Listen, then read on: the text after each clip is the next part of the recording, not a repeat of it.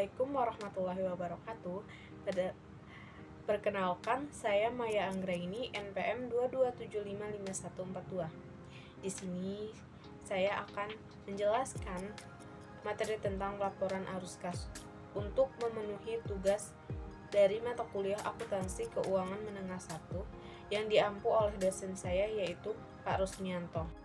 Di sini saya akan membawakan 5 pembahasan, yaitu yang pertama definisi arus kas itu sendiri, yang kedua manfaat laporan arus kas, yang ketiga penyajian laporan arus kas, yang keempat metode penyajian.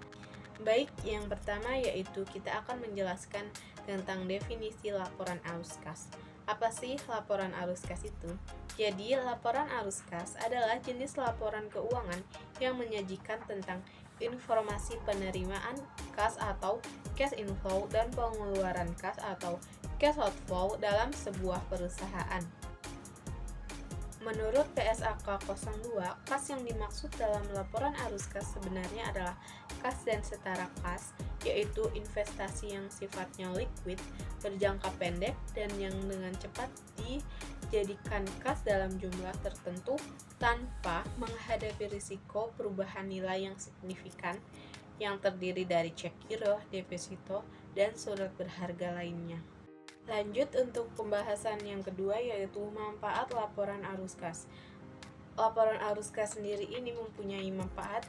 Yang pertama, untuk mengetahui kemampuan perusahaan memperoleh kas. Yang kedua, kemampuan perusahaan memenuhi kewajiban. Yang ketiga, menjelaskan laba akuntansi dan laba tunai. Dan yang keempat, pengaruh kegiatan investasi dan pembiayaan kas dan non-kas terhadap posisi keuangan perusahaan. Yang ketiga ialah penyajian laporan arus kas. Laporan arus kas melaporkan arus kas selama periode tertentu dan diklasifikasikan menurut aktivitas operasi, aktivitas investasi, dan aktivitas pendanaan. Penyajian ketiga aktivitas tersebut dipilih dengan cara yang paling sesuai dengan bisnisnya. Suatu transaksi tunggal dapat diidentifikasikan ke dalam lebih dari satu aktivitas, misal pelunasan pinjaman dan bunganya dapat dimasukkan ke dalam aktivitas pendanaan ataupun aktivitas operasi. Lanjut, klasifikasi arus kas, yaitu arus kas dari aktivitas operasi, yaitu aktivitas penghasil utama pendapatan entitas. Yang kedua, arus kas dari aktivitas investasi, aktivitas perolehan dan pelepasan aset jangka panjang, serta investasi lain yang tidak termasuk setara kas. Dan yang ketiga yaitu arus kas dari aktivitas pendanaan, aktivitas yang mengabaikan perubahan jumlah dan komposisi ekuitas dan pinjaman entitas. Arus kas operasi. Aktivitas operasi adalah aktivitas penghasil utama entitas dan aktivitas lain yang bukan merupakan aktivitas investasi dan pendanaan. Indikator utama menentukan apakah dapat menghasilkan kas. Inflow terdiri dari penerimaan dari penjualan barang atau jasa, royalti, pendapatan lain-lain, pendapatan sewa, restitusi pajak, pemberian untuk bank, dan penjualan sekuritas dari perusahaan. Outflow atau kas keluarnya terdiri dari pembayaran kepada pemasok barang dan jasa, pembayaran untuk karyawan, pembayaran asuransi, pembelian perusahaan efek, pengembalian kredit, dan pembayaran biaya operasi. Selanjutnya, arus kas dari aktivitas investasi.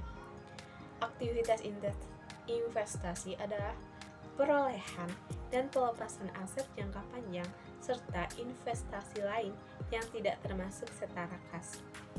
Mencerminkan pengeluaran untuk sumber daya yang dimaksudkan menghasilkan kas di masa depan. Cash inflow terdiri dari penerimaan penjualan aset tetap, aset tidak berwujud, aset jangka panjang, penjualan instrumen utang atau kas, selain yang diperdagangkan, pelunasan uang muka, dan pinjaman dari pihak lain. Sedangkan untuk outflow atau kas keluarnya terdiri dari pembayaran kas untuk membeli aset tidak berwujud, aset tetap, biaya pengembangan di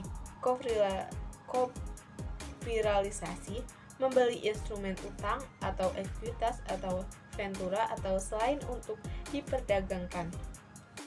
Selanjutnya untuk arus kas dari aktivitas pendanaan. Aktivitas pendanaan adalah aktivitas yang mengakibatkan perubahan dalam jumlah serta komposisi kontribusi modal dan pinjaman entitas. Memprediksi klaim atas arus kas masa depan oleh para penyedia modal entitas.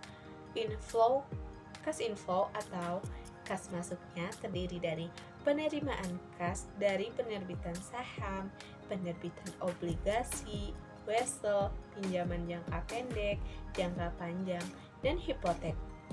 Kas outflow atau kas keluarnya terdiri dari pembayaran kas kepada pemilik, pelunasan pinjaman, dan pembayaran kas oleh lessee.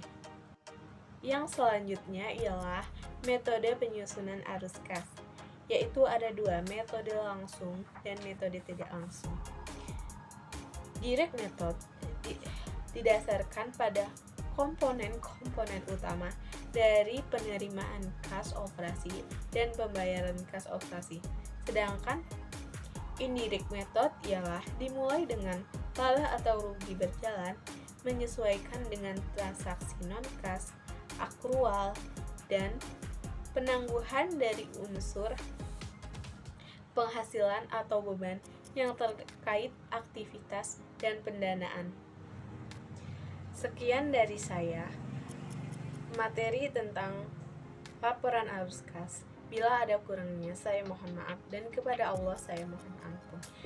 Terima kasih. Wassalamualaikum warahmatullahi wabarakatuh.